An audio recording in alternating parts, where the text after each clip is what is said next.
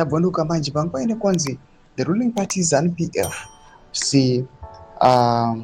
Central Committee is now being hijacked.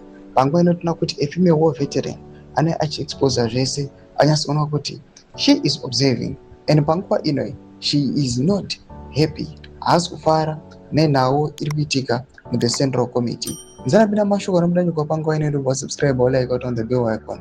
According to crime of Zimbabwe, nomudanyira achiti a female war veteran has criticized the way ZANU-PF Central Committee has allegedly been hijacked by questionable individuals, including people she claims once supported Ian Smith during the liberation struggle.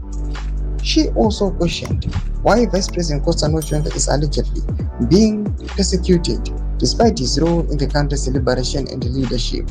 Anobva posta mapictures emutungamiri wenyika naVice President Chiwenga panguva ino achiti aiwa zviriitika muCentral Committee panguva ino zviri kushamisa, noda kuti there are some people aiwa vaisupporta the white minority vari kuonekwa kunzi they are now part of the decision makers. And on top of that, VP Constantine Chiwenga uchiona ma-architects which are being planned against him, even though Achilko is occupying one of the topmost positions in the ruling party ZANU-PF, but no one speaks about it.